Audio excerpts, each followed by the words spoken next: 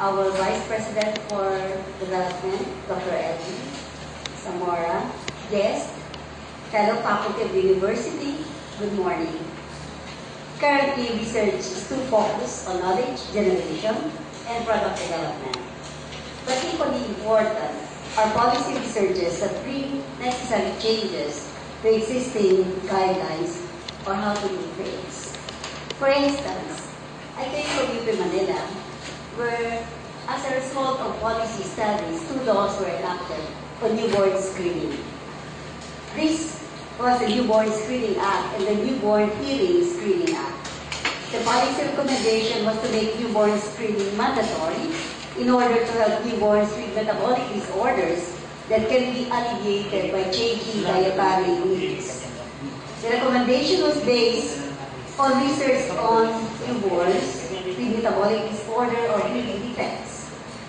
And consequently, a lot of these newborns with defect who would have had mental retardation later on were saved. No?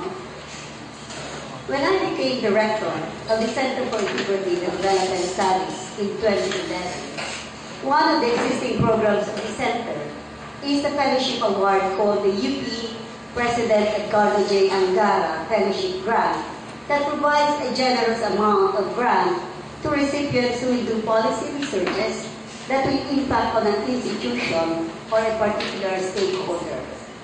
The importance of policy research is undeniable. We do have many Philippine laws, policies, guidelines, memoranda, etc. that lacks empirical basis for which a solid policy can be formulated. This lack of solid information based on research has resulted in failed policies that cost much more for government and many agencies. However, changing or formulating new policies is a long process with many contributory factors. But one way of ensuring that the policy change can be effective is by being knowledgeable about the key issues associated with the policies one wishes to impact. This knowledge requires research, which will help understand the key issues involved and develop constructive ideas to advance a policy action plan. However, how information is gathered or how the research is planned is important in ensuring the validity of data, essential for the success in influencing the policy-making process.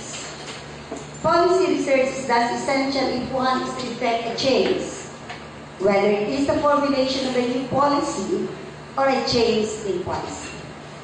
Policy research is particularly important when resources are scarce, since evidence is vital or much needed to help in informed decision-making.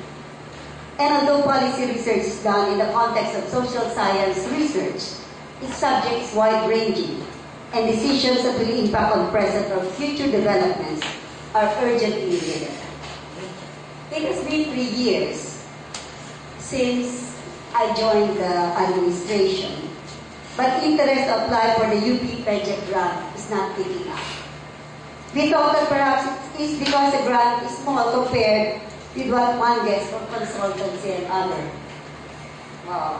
activities. Then it dawned on us that there are not many faculties who have the capacity or the understanding to do policy research. Policy research, after all, is not about gathering data or discovering new insights to contribute to knowledge.